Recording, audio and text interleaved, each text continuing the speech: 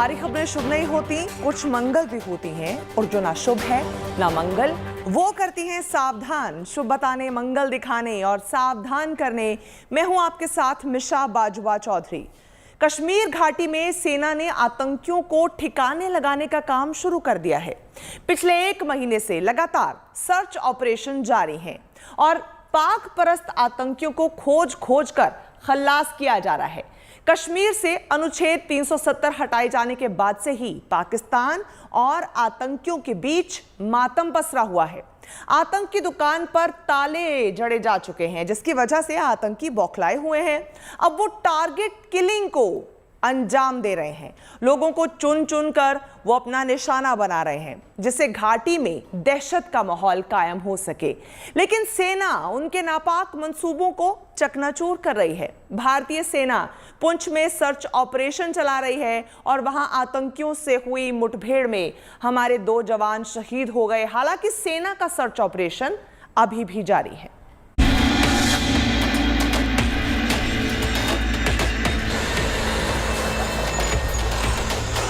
सेना की गश्त, गाड़ियों की आवाजाही और गहमा गहमी की तस्वीरें बता रही हैं कि जन्नत की घाटी में दुश्मन छिपा बैठा है।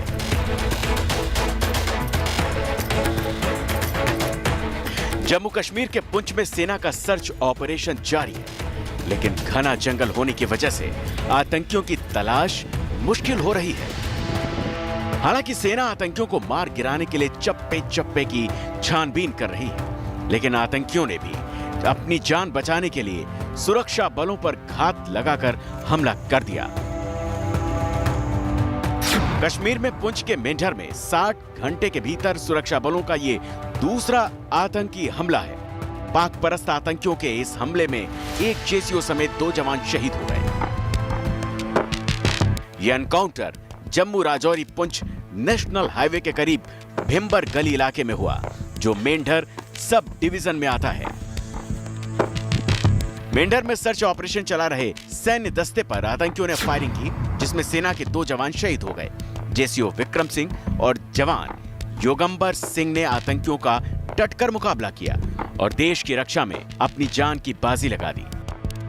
सेना ने अपने बयान में कहा कि विक्रम सिंह और योगंबर सिंह को देश उनकी वीरता के लिए याद रखेगा। उन्होंने देश की रक्षा के लिए अपना सर्वोच्च बलिदान दिया। विक्रम सिंह नेगी उत्तराखंड के टिहरी गढ़वाल जिले के विमान गांव के रहने वाले थे। उनकी उम्र महज 26 साल थी। वहीं युगंबर सिंह उत्तराखंड के चमोली जिले के सकरी गांव के रहने वाले थे। उनकी उम्र 27 साल थी। जो 2 जवान कल जख्मी हुए थे आतंकवादियों के साथ मुठभेड़ में, वो दोनों जवान जो हैं वो शहीद हो गए हैं और इसीलिए अब सुरक्षा बलों ने जो है अपना तलाशी अभियान जो है उसको और जो है इंटेंसिफाई किया है समूचे इलाके में, जंगल के इलाके में, क्योंकि प्राथमिकता है कि जल्द से जल्द ये जो छिपे हुए आतंकवादी है जंगल के इलाके में, राजौरी जिले में भी, पुंछ जिले में भी, उनको जल्द से जल्द जो है ढेर किया जाए। इसके पहले सोमवार को इसी इलाके में आतंकियों के हमले में 5 जवान शहीद हो गए थे।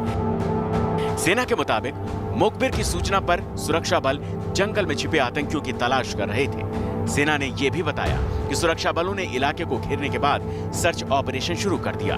इसी दौरान जंगल में छिपे आतंकियों ने सुरक्षा बलों पर फायरिंग कर दी। आतंकियों के इस हमले में एक जेसीओ और एक जवान को गोली लगी और बाद में उनकी मौत हो गई। हालांकि आतंकियों की घेराबंदी करके सर्च ऑपरेशन जारी है। सुरक्षा एजेंसियों के अलर्ट के मुताबिक आतंकी त्योहार के मौके पर आतंकी हमले को अंजाम दे सकते हैं।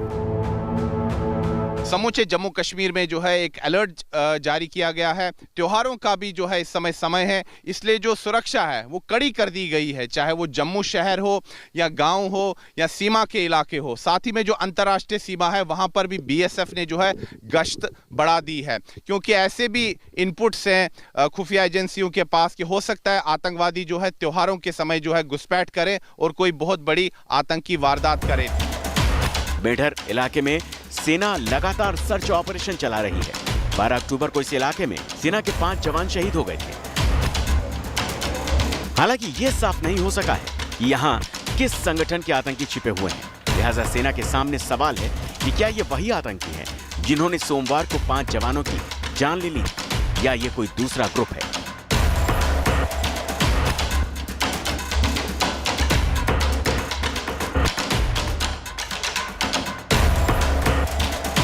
वहीं रक्षा विशेषज्ञों की माने तो अफगानिस्तान में तालिबान की वापसी के बाद पाकिस्तान में बैठे आतंकियों का मनोबल बढ़ गया है।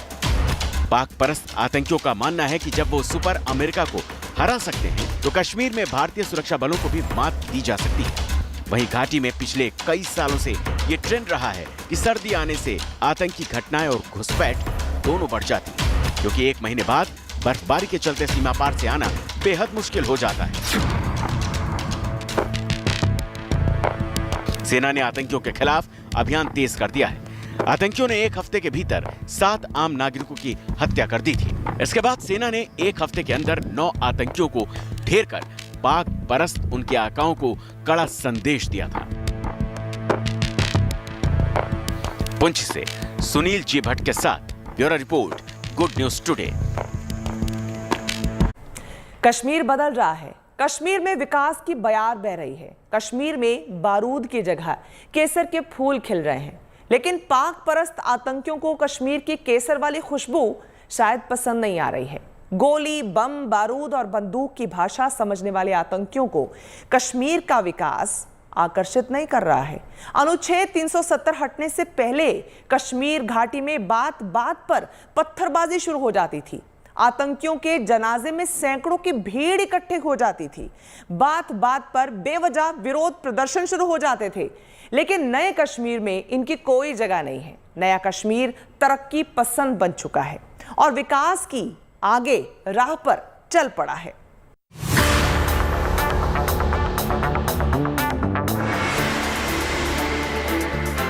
जम्मू कश्मीर से अनुच्छेद 370 हटाए जाने के बाद से घाटी की आबो हवा से बारूद की गंध खत्म हो चुकी है। लेकिन शांति के दुश्मनों को केसर की खुशबू रास नहीं आ रही।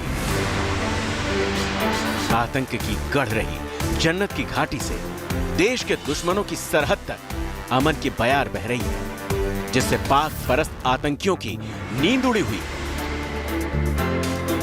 कश्मीर घाटी में अब न तो सड़कों पर पत्थरबाज दिखते हैं, न ही राष्ट्र विरोधी प्रदर्शन करने वालों की जमात।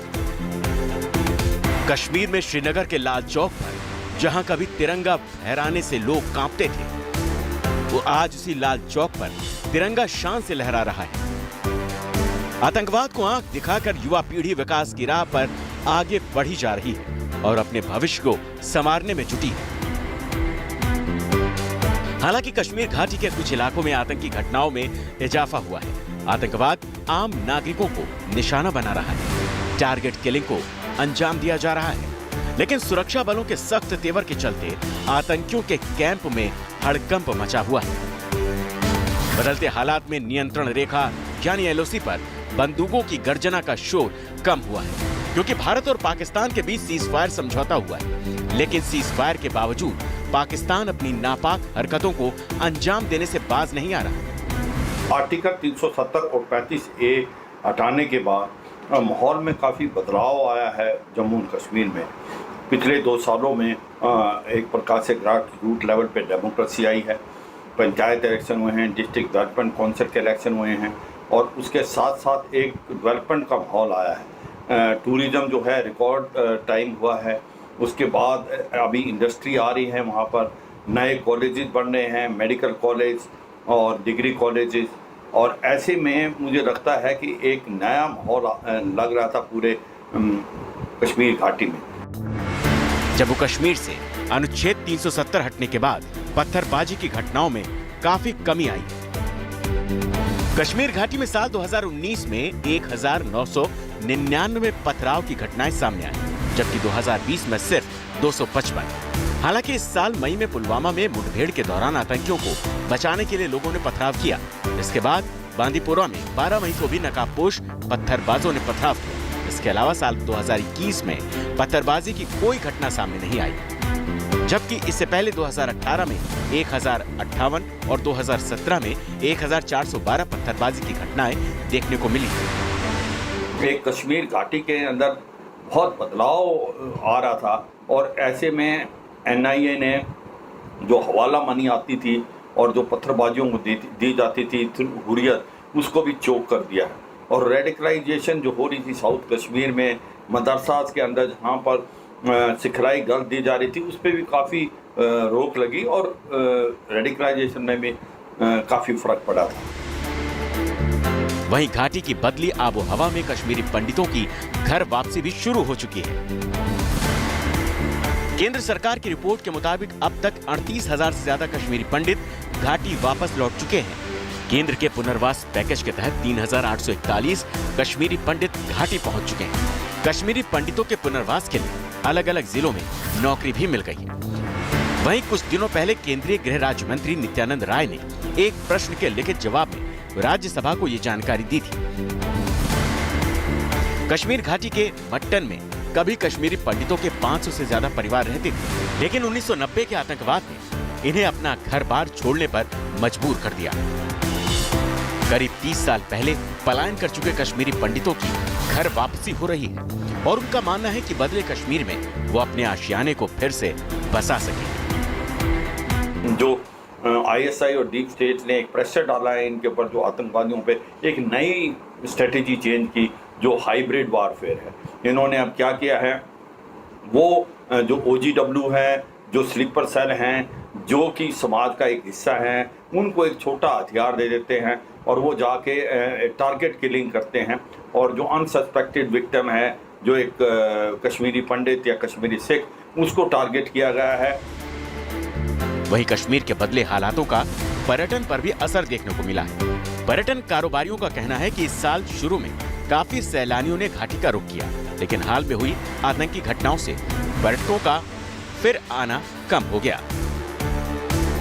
जम्मू कश्मीर से धारा 370 हटाए जाने के बाद न सिर्फ आतंकियों पर सख्ती बढ़ी है, बल्कि पाकिस्तान के नापाक मंसूबों को नाकाम करने के लिए LOC पर सुरक्षा भी पुख्ता कर दी गई है, जिससे पाकिस्तान आतंकियों की घुसपैठ न करा पाने की वजह से बौखलाया हुआ है। Bureau report, good news today. जिस देश को तरक्की पसंद ना हो उसे पाकिस्तान कहते हैं। जिस देश में धान गेहूं की जगह बारूद की खेती हो उसे पाकिस्तान कहते हैं। जिस देश में इंसान की जगह आतंकी बनाए जाने की ट्रेनिंग दी जाती हो उसे आतंकिस्तान कहते हैं। आतंकियों की पनाहगाह बन चुका पाकिस्तान कश्मीर घाटी में आतंकियों को एक्सपोर्ट करता है, लेकिन अनुच्छेद 370 हटने के बाद उसका ये एक्सपोर्ट इंपोर्ट का काम बंद हो चुका है। लिहाजा वो कश्मीर घाटी में दहशत फैलाने के लिए लोकल टेररिस्ट की मदद ले रहा है, लेकिन भारतीय सुरक्षा बल उसके नापाक इरादों को नेस्तो नाबूद कर रहे हैं।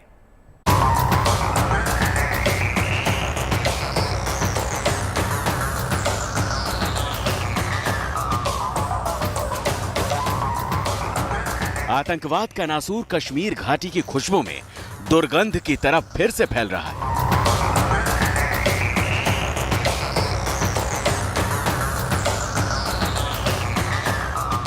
कई दशकों तक आतंकी घटनाओं से दहलने वाली घाटी में अनुच्छेद 370 हटाए जाने के बाद अमन की फिजा वापस लौटी थी।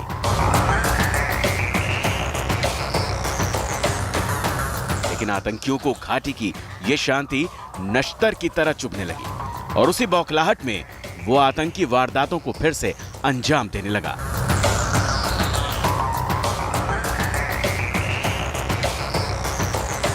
कश्मीर घाटी में दहशत का माहौल कायम करने के लिए आतंकियों ने टारगेट किलिंग शुरू कर दी।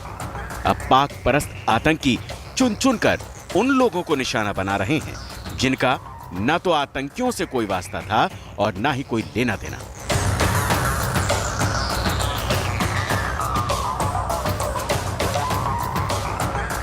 इसके बाद भी उनकी बेरहमी से हत्या कर दी गई। आखिर ये दौर कश्मीर में क्यों लौट रहा है? आखिर वो कौन सी ताकतें हैं जो कश्मीर को फिर से खून की घाटी में तब्दील करने की साजिश कर रही हैं? पाकिस्तानी खुफिया एजेंसी ISI और कई आतंकी संगठनों के सरगनाओं के बीच हाल ही में बैठक हुई। बताया जा रहा है कि ये बैठक POK के मुजफ्फराबाद में बुलाई गई थी। इस मीटिंग में इस बात पर चर्चा हुई कि भारत और जम्मू कश्मीर को कैसे दहलाया जा सकता है। भारतीय खुफिया एजेंसी के सूत्रों के मुताबिक 21 सितंबर को ISI के अफसरों और आतंकी संगठनों के बीच बेहद गोपनीय ये बैठक हुई।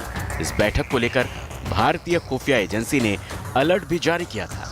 बताया जा रहा है कि मुजफ्फराबाद में हुई बैठक में जम्मू कश्मीर के बड़े आतंकी हमले का प्लान बनाया गया और बैठक में यह तय किया गया कि कश्मीर में टारगेट किलिंग ज्यादा से ज्यादा की जाए। टारगेट किलिंग और हमलों की जिम्मेदारी लेने के लिए नए नए नाम से आतंकवादी संगठन तैयार किए जा रहे हैं। ये संगठन हमलों की जिम्मेदारी लेकर जांच एजेंसियों को गुमराह करेंगे। वहीं बैठक में यह भी तय हुआ था कि पुलिस के मुखबिरों, सुरक्षा बलों के साथ काम करने वालों, खुफिया विभागों में काम करने वाले कश्मीरियों की हत्या की जानी है। जबकि आईएसआई ने शुरुआती 200 लोगों की एक हिट लिस्ट बनाई है जिनकी हत्या से सनसनी फैलाने की कोशिश की जाएगी। इसमें कई कश्मीरी पंडितों के नाम भी हैं जो पंडितों की घर वापसी को लेकर सक्रिय हैं। लेकिन आतंकी घाटी में वारदात को अंजाम देने के लिए नए नए तरीके अपनाए जा रहे हैं। अब हत्याओं के लिए उन आतंकवादियों का इस्तेमाल किया जाएगा जो अभी तक सुरक्षा बलों की नजर में नहीं है। इसके लिए बड़ी तादाद में ऐसे कश्मीरियों का इस्तेमाल किया जाएगा जो आतंकवादियों के हमदर्द हैं लेकिन लंबे अरसे से किसी वारदात में शामिल रहे हैं। जो OGW है, जो स्लीपर सेल हैं, जो कि समाज का एक हिस्सा है, उनको एक छोटा हथियार दे देते हैं और वो जाके टारगेट किलिंग करते हैं। और जो अनसस्पेक्टेड विक्टिम है, जो एक कश्मीरी पंडित या कश्मीरी सिख, उसको टारगेट किया गया है और उसको वो रिएक्ट नहीं कर सकता। और ये इनकी इतनी हिम्मत नहीं कि सिक्योरिटी फोर्सेस पे अटैक करें, क्योंकि ये ना इनके पास काबिलियत है अभी। तो ऐसे में ये जो अनसस्पेक्टिंग टारगेट किलिंग कर रहे हैं। जम्मू कश्मीर से अनुच्छेद 370 के हटने के बाद से आतंकी वारदातों पर लगाम कस गई है। सेना के जवान चप्पे चप्पे पर आतंकवादियों पर नजर रखे हुए हैं। इसी वजह से पाकिस्तान अपने मंसूबों में कामयाब नहीं हो पा रहा है और हर बार पाक परस्त आतंकियों के नापाक मंसूबों का पर्दाफाश हुआ। लिहाजा पाकिस्तान के आतंकी संगठनों पर कार्रवाई करने का दबाव भी बना रहा। हालांकि इमरान सरकार ने लश्कर ए तैयबा और हिजबुल मुजाहिदीन जैसे संगठनों पर दिखावे की कार्रवाई तो की, लेकिन नए आतंकवादी संगठन द रेजिस्टेंस फ्रंट यानी TRF की नींव भी रख दी और अब यही संगठन जम्मू कश्मीर में अपनी जड़ें जमा रहा है और आतंकी घटनाओं को अंजाम दे रहा है। TRF संगठन कश्मीर में सक्रिय आतंकवादी गुटों का एक मिला जुला रूप है। जिस अंदाज में TRF की ऑनलाइन ब्रांडिंग की जा रही है, उसका मकसद दुनिया भर के देशों का ध्यान इस ओर केंद्रित करना है। आतंकी संगठन TRF को पाकिस्तान का समर्थन है और आतंकवादी संगठन हिजबुल मुजाहिदीन, जैश ए मोहम्मद, लश्कर और अल बद्र जैसे संगठन इसकी मदद कर रहे हैं। वहीं जैश ए मोहम्मद और हिजबुल मुजाहिदीन जैसे संगठनों के आतंकी भी TRF में शामिल हैं। जाहिर है सेना और जम्मू कश्मीर पुलिस तमाम चुनौतियों के बावजूद सतर्कता बरत रही है, लेकिन पाकिस्तान के ऑक्सीजन पर चलने वाला ये नया संगठन सुरक्षा बलों के लिए चुनौती बन गया है। इसी आतंकी संगठन ने अब आम नागरिकों को निशाना बनाना शुरू कर दिया है। 17 फरवरी 2021 को श्रीनगर में आकाश मेहरा पर आतंकियों ने हमला किया। 2 जून 2021 में बीजेपी नेता राकेश पंडित की हत्या की गई। 17 सितंबर को कुलगाम में बिहार के एक मजदूर की हत्या की गई। 1 अक्टूबर को श्रीनगर में ही 2 नागरिकों की हत्या हुई। 5 अक्टूबर को श्रीनगर के कश्मीरी पंडित माखन लाल बिंद्रू, वीरेंद्र पासवान और बांदीपोरा के मोहम्मद शफी लो की क्रूरता से हत्या कर दी गई। वहीं 7 अक्टूबर को श्रीनगर के एक स्कूल में घुसकर आतंकियों ने प्रिंसिपल सुपिंदर कौर और टीचर दीपक चंद की हत्या कर दी।